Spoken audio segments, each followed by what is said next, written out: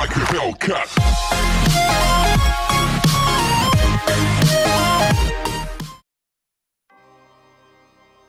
Hello and welcome back to the channel where once again it's time for another Sega Saturn review. Today we've got one of the games that is absolutely synonymous with the system. It came out in December of 1995 over here in Europe, and I am talking about the one and only Virtual Hydlide, a 3D style Zelda game before 3D Zelda ever existed, and truly a one-of-a-kind game on the system. So the story is very simple. The princess has been turned into 3 fairies and scattered across Hydlide by some evil sorcerer, and it's your job to put her back together and defeat him and restore peace to the kingdom of Hydlide.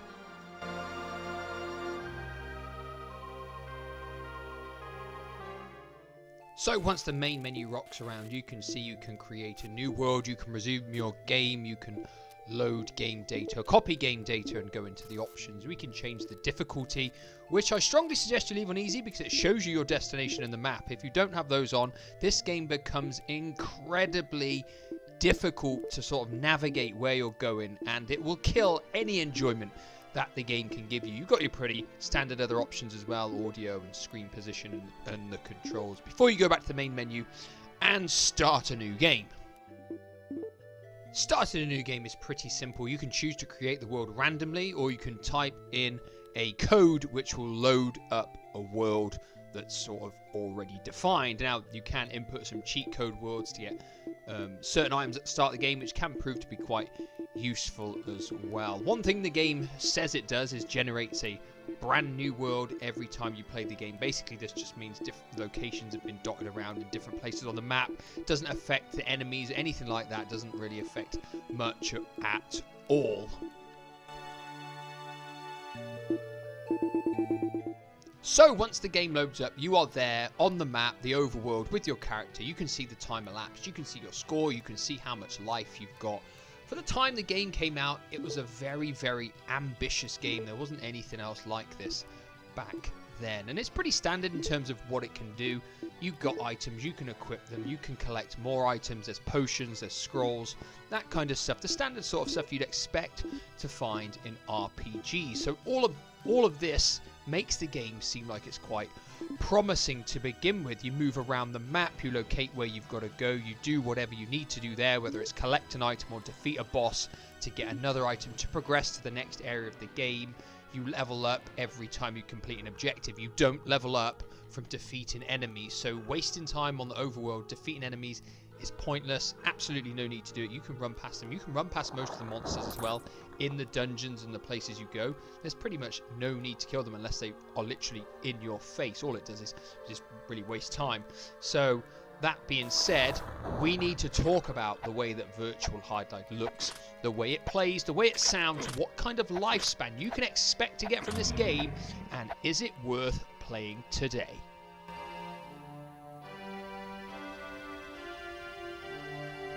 Without a doubt, the area of the game that I've got the most to say is probably to do with the graphics. Straight away, as soon as the game loads, you look at your main character and think, what the hell? Who is this guy? This guy is supposed to be the hero of the kingdom. He's going to save the princess, restore harmony and peace throughout the land, and he looks like some short, tubby ripoff of Link. He's wearing a little tunic. He's got some pants, tights on, whatever. He looks terrible. I mean, whoever designed this guy as the lead character for the game needs... He is just awful. He looks awful. He is animated awful. The motion capture of him is absolutely terrible. His pre-rendered sprite is rubbish. There's nothing redeeming to say about this guy whatsoever. He attacks terribly as well. He's just a horrific choice for a main character. I don't get. Was it someone to do? Must be someone in the development team or something. They didn't have anybody suitable. They picked out Bob, who usually resides at the burger joint, and put him as the main character in a release for the Saturn. Unbelievable. that aside, looking at everything else in the game looks ropey in general. There's no denying. It was a 3D world when it came out, which was impressive, but looking at it, when I originally played it over 20 years ago, I thought it was terrible then, and it is terrible now. There's nothing really redeeming about the game. It doesn't look good. The textures are bad. Pop-up is really bad. The overworld is so bland and boring. It's unbelievable, and you're just literally running around that for a big chunk of the game, and it's just so depressing to look at. The armor's different, you know, when you get a different piece of armor, you can equip it and you see that the chest plate looks different to the leather armor, and the shield looks different, and the swords look different to the daggers. That's good. That's what I'd expect. Camera glitches quite a bit. Sometimes it will zoom in and your character disappears. Sometimes you'll have a gravestone or something get in front of you when you're trying to attack. One really weird thing is when you're in a dungeon and you're moving around, all of the items that are in the room, whether it be chairs, whether it be gravestones, they all rotate to face you as you move around, and it's very peculiar. It's almost disorientating on your eyes to look at that. It's just unbelievable. Another thing I've got to say, the enemies, they all look shit. I'm not going to lie, they look crap. Really bad. I've not seen one single enemy sprite in this game that has any kind of redeeming features. The bosses I fought, the enemies in the dungeons, out on the world map, anything, they all look shocking. They look like someone knocked them up in about 2 minutes, and I'm not joking. And that's just like unbelievable. We've got to talk about the frame rate for the game as well, because even at the best of times, the frame rate is really just not good. And the more congested areas get, the slower the frame rate gets, and it affects the gameplay as well. It is so ropey. Another thing I've got to point out as well, if you collect too many items, so you go past your actual weight that you can carry, instead of saying no, you cannot pick this up, it'll let you pick it up. And I didn't realize this to start with when I was playing the game, and what it does to punish you is slows the frame rate of the game down, so your character all of a sudden has less frames of animation per second, and it is shocking. And I didn't realize this, so I was playing the game at various points closer to the start, and I didn't realize the over encumberment did this to me, and that meant I was walking around some of these areas thinking, oh my word, this game is so poor in performance, and there was nothing telling me. There was this little icon flashing in the corner, but I didn't know what it meant, and so I did this one dungeon over encumbered, and I was just thinking the game was performing bad, and I went into my items and I saw that I was over encumbered, and I chucked a load away, and all of a sudden the frame rate did pick up. I'm not going to lie, it felt incredible, just the fact that it sped up, but in the grand scheme of things it was still performing really poorly. You know, overall there's just nothing really redeeming, I don't think I could say about the game in the looks department. The very best graphical part of the game for me has been going in the minecart in the one dungeon. I can't remember which dungeon it was. Sealed cavern maybe, and you go on a minecart a couple of times, and that is for me graphically the most impressive part of the game. Yeah. Overall then, graphics not good.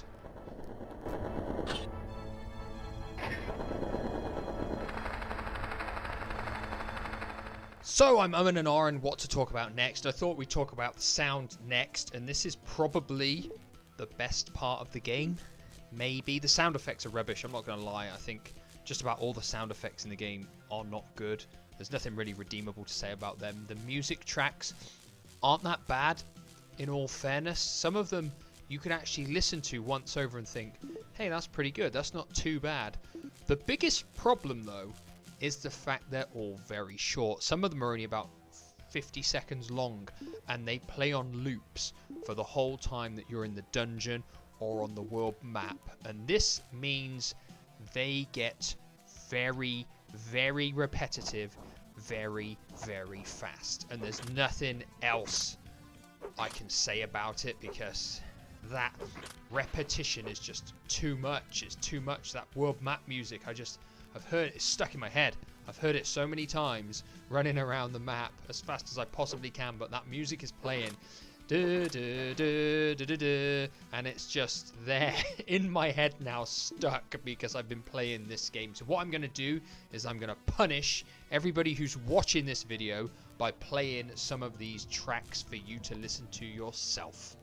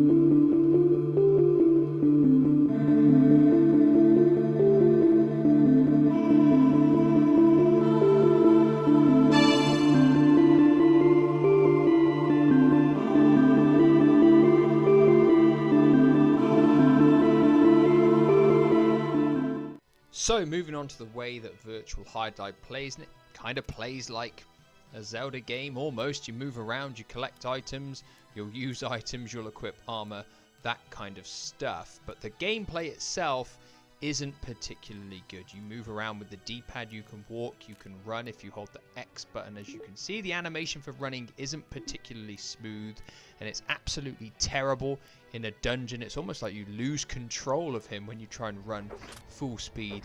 In a dungeon, you've got a heavy attack, you've got a light attack. If you press B and C together, you'll do your weapon's special attack, whether it's a thrust or if the dark sword is equipped, it'll be shoot a sort of like a dark ball of energy at the enemy. You can block with your shield, you can open the menu, you can go through that kind of stuff. It's pretty simplistic. You could sidestep with R and L as well.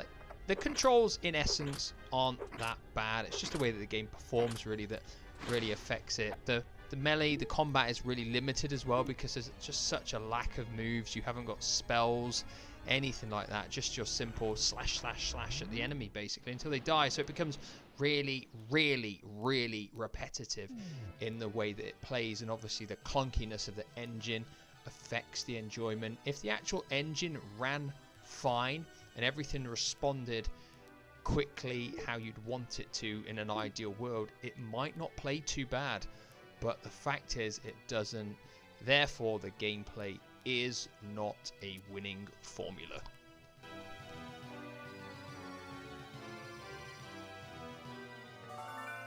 So moving on to the lifespan of the game, and it's another weakness, I guess. It'll probably only take you 2 to 3 hours to play through it if you can play through it at a competent pace. The only things that really drag it out are if you miss items in places, or if you're stuck in a dungeon and one of those mimic chests gets you from a funny angle and it just keeps attacking you over again. You die and you have to reload your save data. It's not really got anything complex in the game to challenge you in any way other than changing the difficulty to normal or hard, where you lose access to the map and then lose access to the cursor telling you where you need to go.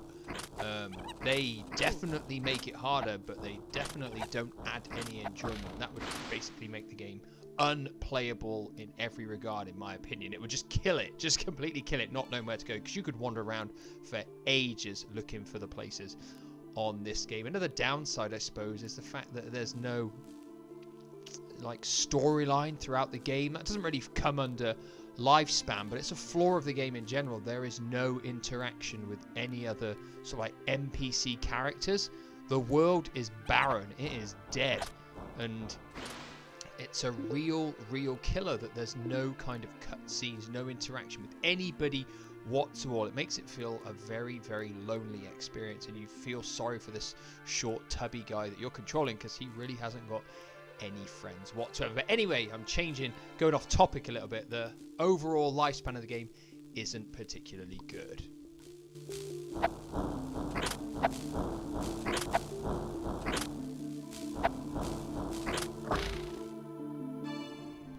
So as always, that leaves us with the two decisive questions. Is this game worth playing today, and does it make it into our Saturn top 10? Is it worth playing today? Not really. I don't think it is. It's very difficult to recommend it because of all the downsides that the game suffers from.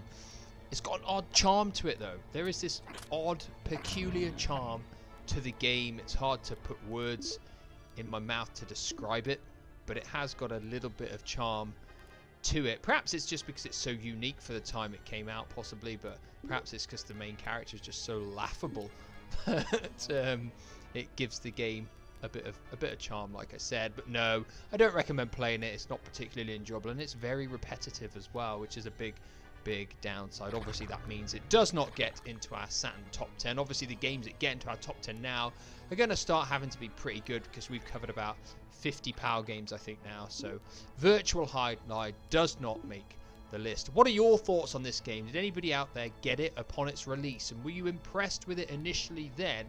It's one of these 3D games that has dated really badly in my eyes. That is it for today. Thank you for watching, and as always, I shall see you again soon for another Saturn review. Goodbye for now.